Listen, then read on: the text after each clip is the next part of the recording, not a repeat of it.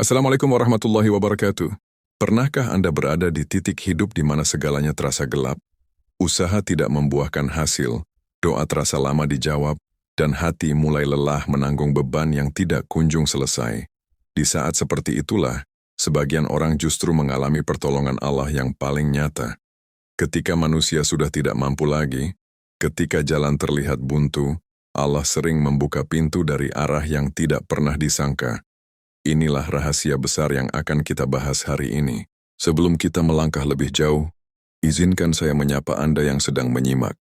Anda dari mana hari ini? Dari Aceh, Medan, Padang, Palembang, Lampung, Jakarta, Bogor, Bandung, Semarang, Surabaya, Makassar, atau dari luar negeri seperti Malaysia, Brunei, Hong Kong, Taiwan, Arab Saudi, atau negara lainnya. Tuliskan asal daerah Anda, karena setiap jiwa yang sedang diuji sedang dipandang Allah dengan penuh perhatian. Sahabat, tidak semua orang mendapat pertolongan Allah di saat paling sulit. Ada yang jatuh dan semakin tenggelam. Ada pula yang jatuh lalu diangkat dengan cara yang menakjubkan. Bedanya bukan pada seberapa berat ujiannya, tetapi pada bagaimana hatinya bersikap di dalam ujian itu. Allah tidak menolong berdasarkan kekuatan, tetapi berdasarkan ketundukan. Ada orang yang ketika hidupnya runtuh, justru semakin dekat dengan Allah. Ia menangis dalam doa, bersujud dalam kesunyian, dan menyerahkan segalanya. Dan ada pula yang ketika hidupnya runtuh, justru menjauh, mengeluh, dan menyalahkan. Disinilah rahasia pertolongan itu berada. Banyak kisah menunjukkan bahwa orang-orang yang paling hancur secara lahiriah, justru paling dekat dengan kemenangan batin. Mereka tidak punya apa-apa lagi untuk diandalkan kecuali Allah. Dan ketika hanya Allah yang tersisa, itulah saat pertolongan sejati datang. Di segmen berikutnya, kita akan mulai membuka rahasia pertama mengapa orang-orang tertentu selalu ditolong Allah. Justru ketika hidup mereka berada di titik paling sulit. Sahabat yang dirahmati Allah, rahasia pertama orang-orang yang selalu ditolong Allah di saat hidup paling sulit adalah satu kekuatan yang sering tidak terlihat. Mereka tidak pernah benar-benar putus asa dari rahmat Allah. Mereka mungkin menangis, mereka mungkin lelah, bahkan mereka mungkin hampir menyerah secara fisik. Tetapi di dalam hati mereka masih ada satu keyakinan yang tidak mati, yaitu bahwa Allah tidak akan meninggalkan mereka. Putus asa bukan sekadar perasaan sedih. Putus asa adalah ketika hati berhenti berharap kepada Allah. Dan ketika hati berhenti berharap, disitulah pertolongan tertutup, bukan karena Allah berhenti menolong, tetapi karena manusia berhenti membuka diri kepadanya. Orang-orang yang ditolong Allah selalu menjaga satu pintu, tetap terbuka di dalam hatinya. Pintu harapan. Mereka boleh jatuh berkali-kali, tetapi mereka selalu bangkit dengan doa. Mereka mungkin berkata, "Aku tidak tahu bagaimana caranya, tetapi aku yakin Allah akan memberi jalan." Kalimat ini sederhana, tetapi di sisi Allah sangat besar. Karena itu adalah bentuk tawakal yang hidup. Sahabat, banyak orang yang secara lahiriah terlihat kuat, tetapi batinnya sudah menyerah. Mereka masih bekerja, masih berbicara, tetapi di dalam hatinya tidak ada lagi ruang untuk Allah. Sementara orang yang ditolong Allah mungkin terlihat lemah, tetapi hatinya terus bergantung. Dan ketergantungan itulah yang menggerakkan langit. Ada orang yang hidupnya benar-benar runtuh, kehilangan pekerjaan, keluarga, dan masa depan. Tetapi ia terus berdoa, meski dengan suara gemetar. Dan perlahan, satu pintu kecil terbuka, lalu pintu berikutnya, sampai akhirnya hidupnya berubah. Semua itu berawal dari satu hal. Ia tidak menutup pintu harapan. Rahasia pertama ini adalah fondasi dari semua pertolongan. Selama Anda masih berharap kepada Allah, Anda belum kalah. Bahkan jika seluruh dunia menutup pintu, satu pintu langit masih terbuka. Dan di segmen berikutnya, kita akan melihat rahasia kedua yang membuat pintu itu semakin dekat untuk terbuka. Sahabat yang dirahmati Allah, rahasia kedua dari orang-orang yang selalu ditolong Allah saat hidup mereka berada di titik paling sulit adalah satu sikap yang sangat langka. Mereka justru semakin dekat dengan Allah ketika dunia menjauh. Saat manusia tidak lagi mengerti mereka, saat bantuan tidak lagi datang, dan saat semua pintu terasa tertutup, mereka tidak lari dari Allah, mereka justru berlari kepadanya. Banyak orang ketika diuji memilih menjauh dari Allah. Mereka berkata, "Aku sudah berdoa tapi tidak dikabulkan." Lalu mereka berhenti sujud, berhenti berharap, dan berhenti mendekat. Namun orang-orang yang ditolong Allah melakukan kebalikannya. Justru di saat hatinya hancur, ia lebih sering bersujud. Di saat ia tidak tahu harus berbicara kepada siapa, ia lebih banyak berbicara kepada Allah. Kesulitan bagi mereka bukan tanda Allah membenci, tetapi tanda Allah sedang mengundang.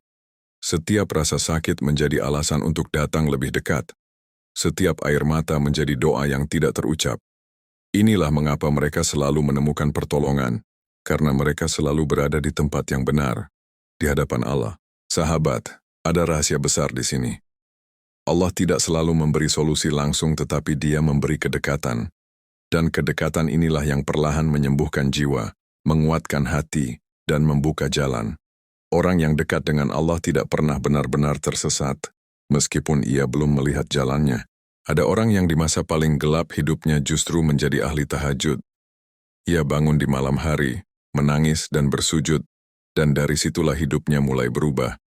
Ia berkata, "Aku tidak tahu kapan tepatnya, tapi aku tahu Allah mulai bekerja." Inilah kekuatan kedekatan. Rahasia kedua ini mengajarkan bahwa pertolongan Allah selalu menemukan mereka yang mendekat, bukan yang menjauh. Di segmen berikutnya, kita akan membahas rahasia ketiga, tentang sikap hati yang membuat Allah turun tangan dalam hidup seseorang. Sahabat yang dirahmati Allah, rahasia ketiga yang sangat menentukan mengapa sebagian orang selalu ditolong Allah di saat hidup mereka paling sulit adalah karena mereka memiliki satu sifat yang langka. Mereka ikhlas tanpa kehilangan harapan. Ikhlas di sini bukan berarti menyerah, bukan pula berarti pasrah tanpa usaha, tetapi menerima kenyataan sambil tetap percaya bahwa Allah sedang menyiapkan sesuatu yang lebih baik. Orang yang ditolong Allah tidak terus-menerus melawan takdir dengan kemarahan. Mereka boleh sedih, boleh kecewa, tetapi mereka tidak membenci keadaan yang Allah pilihkan. Di dalam hatinya ada bisikan lembut yang berkata, "Aku tidak mengerti sekarang, tapi aku percaya." Dan kepercayaan inilah yang membuka pintu rahmat. Ketika seseorang ikhlas, jiwanya menjadi ringan. Ia tidak lagi sibuk mempertanyakan mengapa aku dengan nada marah, tetapi mulai bertanya, apa yang ingin Allah ajarkan? Pergeseran kecil ini mengubah segalanya. Orang yang bertanya dengan cara ini akan menemukan hikmah di tempat yang sebelumnya hanya ada luka. Ada orang yang kehilangan segalanya, harta, hubungan, masa depan, tetapi ia berkata dalam sujudnya, "Ya Allah, aku terima takdir-Mu." Bukan karena ia kuat, tetapi karena ia tidak ingin jauh dari Allah. Dan seringkali setelah kalimat ini diucapkan dengan jujur, hidupnya mulai bergerak ke arah yang lebih terang. Ikhlas juga membuat doa menjadi lebih bersih. Tidak lagi penuh tuntutan, tidak lagi penuh emosi. Doa menjadi percakapan yang tenang antara hamba dan Rabb-Nya. Dan doa seperti inilah yang paling mudah dijawab. Rahasia ketiga ini mengajarkan bahwa Allah lebih mudah menolong hamba yang tidak memusuhi takdirnya. Karena hati yang menerima adalah hati yang siap menerima karunia. Di segmen berikutnya, kita akan masuk ke rahasia keempat, tentang bagaimana sikap kepada manusia memengaruhi pertolongan dari Allah. Sahabat yang dirahmati Allah, rahasia keempat yang sangat kuat dari orang-orang yang selalu ditolong Allah saat hidup mereka paling sulit adalah ini. Mereka tidak berhenti berbuat baik meskipun hatinya sedang terluka. Di saat banyak orang memilih menjadi keras karena disakiti, mereka justru memilih tetap lembut. Di saat dunia memberi alasan untuk membalas, mereka memilih menahan diri dan menyerahkan urusan kepada Allah. Inilah salah satu tanda kedewasaan iman.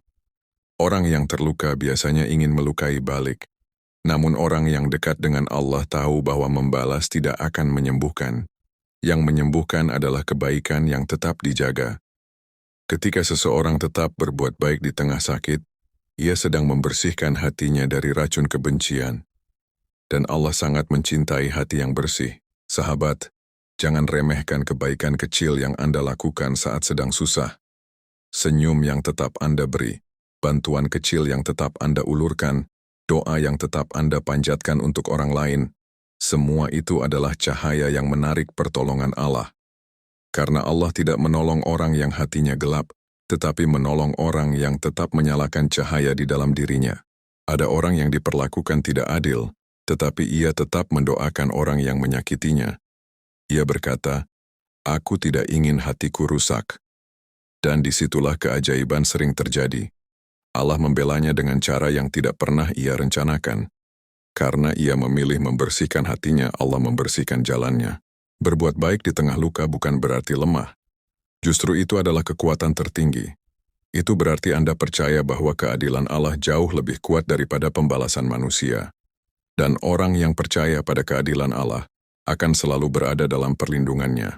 Rahasia keempat ini menunjukkan bahwa pertolongan Allah sering datang kepada mereka yang menjaga hatinya tetap terang, bahkan ketika dunia gelap. Di segmen berikutnya kita akan membahas rahasia kelima tentang kekuatan doa yang lahir dari jiwa yang tulus. Sahabat yang dirahmati Allah, rahasia kelima dari orang-orang yang selalu ditolong Allah ketika hidup berada di titik paling sulit adalah karena mereka berdoa dengan hati yang benar-benar hancur. Bukan hancur dalam arti putus asa, tetapi hancur dalam arti tidak lagi bergantung pada apapun selain Allah. Mereka datang kepada Allah tanpa topeng, tanpa kebanggaan, dan tanpa sandaran lain. Di titik inilah doa menjadi sangat kuat. Ketika seseorang tidak lagi merasa punya siapa-siapa, ia baru benar-benar merasa punya Allah. Dan saat itulah langit terbuka. Doa yang keluar dari hati yang sudah tidak punya apa-apa, kecuali Rabb-nya adalah doa yang paling jujur. Tidak ada basa-basi, tidak ada kepura-puraan, hanya kejujuran yang telanjang di hadapan Tuhan. Banyak orang berdoa tetapi masih menyimpan rencana cadangan. Mereka berkata, "Ya Allah, tolong aku." Tetapi di dalam hati mereka masih bergantung pada manusia, uang, atau kekuatan sendiri. Orang yang selalu ditolong Allah adalah mereka yang tidak punya rencana cadangan selain Allah. Dan Allah mencintai hamba yang benar-benar bersandar penuh kepadanya. Ada orang yang hidupnya runtuh total, tidak ada lagi jalan keluar, tidak ada lagi tempat bergantung. Dalam sujud terakhirnya ia berkata, "Ya Allah, aku tidak punya siapa-siapa selain Engkau." Dan dari titik itulah hidupnya berubah. Pertolongan datang bukan karena ia kuat, tetapi karena ia jujur. Doa dari hati yang hancur juga membuat seseorang rendah di hadapan Allah. Tidak ada lagi tuntutan, tidak ada lagi amarah, yang ada hanya kerinduan untuk diselamatkan. Dan Allah tidak pernah menolak hamba yang datang dengan hati seperti ini. Rahasia kelima ini mengajarkan bahwa ketika semua sandaran manusia runtuh, sandaran Allah justru menjadi paling kuat. Di segmen berikutnya, kita akan masuk ke rahasia keenam, tentang kesabaran yang mengundang campur tangan Allah secara langsung. Sahabat yang dirahmati Allah, rahasia keenam yang sangat menentukan mengapa sebagian orang selalu ditolong Allah saat hidup berada di titik paling sulit adalah karena mereka bersabar dengan cara yang benar. Bukan sabar yang pasif, bukan pula sabar yang memendam, tetapi sabar yang menjaga kehormatan diri dan menyerahkan urusan sepenuhnya kepada Allah. Mereka mungkin menangis, mereka mungkin lelah, tetapi mereka tidak menjadikan manusia sebagai tempat mengadu yang utama. Mengeluh kepada manusia seringkali membuat luka semakin dalam, karena manusia terbatas. Mereka bisa salah paham, bisa menilai, dan bisa melukai tanpa sengaja. Orang yang selalu ditolong Allah memilih menjadikan Allah sebagai tempat utama untuk mengadu. Ia mengadu di sepertiga malam, ia menangis dalam sujud, dan ia menyampaikan semua yang tidak bisa ia ucapkan kepada siapapun. Ini bukan berarti ia tidak pernah berbagi, tetapi hatinya tidak bergantung pada respons manusia. Jika manusia mengerti, ia bersyukur. Jika tidak, ia tetap tenang, karena ia tahu Allah sudah mendengar segalanya. Dan disitulah ketenangan lahir. Bersabar dengan cara ini membuat jiwa menjadi kuat, tidak rapuh oleh omongan, tidak hancur oleh penolakan. Orang yang bersabar seperti ini terlihat tenang di luar, meski badai di dalam. Dan Allah mencintai hamba yang menjaga kehormatannya di tengah ujian. Ada orang yang difitnah, disalahpahami, dan diperlakukan tidak adil. Tetapi ia memilih diam dan menyerahkan segalanya kepada Allah. Dan Allah membelanya dengan cara yang jauh lebih indah daripada yang ia harapkan. Inilah keajaiban sabar yang sejati. Rahasia keenam ini mengajarkan bahwa ketika seseorang menjaga adabnya dalam ujian, Allah akan menjaga hidupnya. Di segmen berikutnya kita akan masuk ke rahasia ketujuh, tentang bagaimana syukur kecil bisa menarik pertolongan besar. Sahabat yang dirahmati Allah, rahasia ketujuh yang hampir selalu ada pada orang-orang yang selalu ditolong Allah. Ketika hidup mereka berada di titik paling sulit, adalah satu sikap batin yang sangat dalam. Mereka tetap bersyukur bahkan ketika tidak ada alasan lahiriah untuk bersyukur. Mereka mungkin sedang kehilangan, sedang gagal, sedang sendirian atau sedang dihancurkan oleh keadaan. Tetapi di dalam hatinya masih ada ruang untuk berkata, Alhamdulillah. Dan justru disitulah kekuatan besar itu bekerja. Syukur bukan berarti tidak merasakan sakit. Syukur berarti tidak membiarkan rasa sakit merampas iman. Orang yang bersyukur di tengah ujian bukan orang yang pura-pura kuat, melainkan orang yang memilih mempercayai Allah, meskipun ia belum mengerti rencananya. Inilah iman yang paling mahal. Dan iman seperti ini selalu mengundang pertolongan. Ketika seseorang bersyukur di tengah luka, ia sedang mengirim pesan kepada langit bahwa ia masih percaya. Ia masih melihat kebaikan Allah meski hidupnya sedang gelap. Dan Allah tidak pernah membiarkan kepercayaan seperti itu sia-sia. Dalam banyak kisah, justru saat seseorang berhenti mengeluh dan mulai bersyukur, hidupnya mulai bergerak ke arah yang lebih baik. Syukur juga mengubah cara hati memandang keadaan. Orang yang tidak bersyukur hanya melihat apa yang hilang. Orang yang bersyukur masih bisa melihat apa yang tersisa. Dan apa yang tersisa itulah yang menjadi benih dari pertolongan Allah. Dari sedikit itu, Allah menumbuhkan banyak. Ada orang yang kehilangan hampir segalanya, tetapi ia masih bersyukur karena Allah belum mengambil imannya. Dan dari iman itulah, Allah mengembalikan segalanya dengan cara yang tidak pernah ia duga.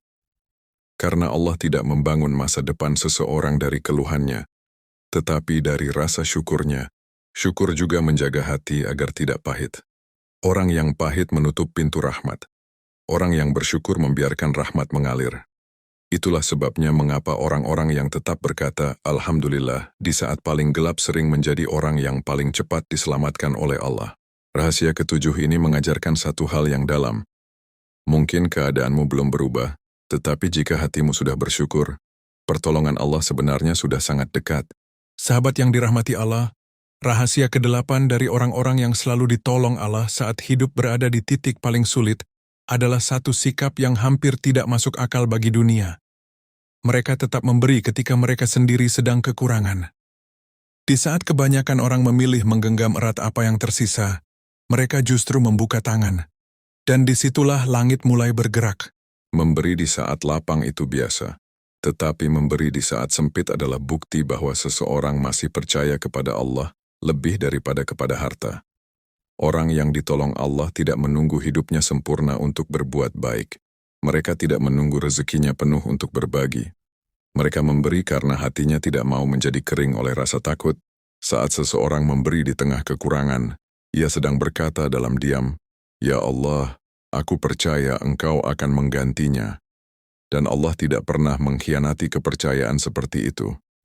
Bahkan seringkali, justru setelah seseorang memberi di saat paling sulit, hidupnya mulai bergerak ke arah yang tidak pernah ia bayangkan. Ada orang yang di tengah kesulitan masih bisa membantu orang lain, masih bisa mendoakan, masih bisa menyapa dengan lembut. Dan Allah melihat itu. Allah melihat hati yang tidak membiarkan luka mengubahnya menjadi orang yang sempit. Dan hati seperti ini selalu menjadi magnet bagi rahmat. Memberi juga membersihkan jiwa dari rasa iri dan putus asa. Saat kamu memberi, kamu sedang membuktikan kepada dirimu sendiri bahwa kamu belum kalah. Kamu masih punya sesuatu untuk dibagikan. Dan orang yang masih bisa memberi sebenarnya masih sangat kaya di mata Allah. Banyak orang yang hidupnya berubah bukan karena mereka meminta lebih banyak, tetapi karena mereka berani memberi lebih dulu. Disitulah rahasia besar itu bekerja. Tangan yang terbuka lebih mudah diisi daripada tangan yang menggenggam. Rahasia ke-8 ini menunjukkan bahwa di saat kamu memilih memberi, kamu sebenarnya sedang mengetuk pintu pertolongan dengan cara yang paling lembut dan paling kuat. Sahabat yang dirahmati Allah, jika kita menoleh kembali ke seluruh perjalanan yang sudah kita lalui, kita akan melihat satu pola yang sangat indah. Orang-orang yang selalu ditolong Allah saat hidup mereka berada di titik paling sulit, bukanlah mereka yang paling kuat, paling pintar, atau paling beruntung. Mereka adalah orang-orang yang hatinya tetap hidup.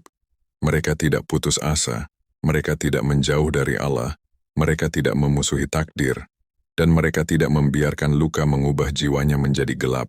Kita telah melihat bagaimana mereka tetap berharap meski dunia mengecewakan, tetap mendekat kepada Allah saat manusia menjauh, tetap ikhlas menerima takdir tanpa mematikan doa, tetap berbuat baik meski terluka, tetap berdoa dengan hati yang hancur dan jujur, tetap bersabar tanpa mengeluh kepada manusia, tetap bersyukur di tengah ujian, dan bahkan tetap memberi di saat mereka sendiri sedang kekurangan.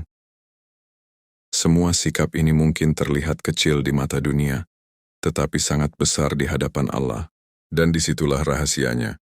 Pertolongan Allah tidak turun karena hidup seseorang sudah rapi, tetapi karena hatinya sudah lurus. Allah tidak menunggu keadaan kita sempurna. Dia menunggu hati kita berserah.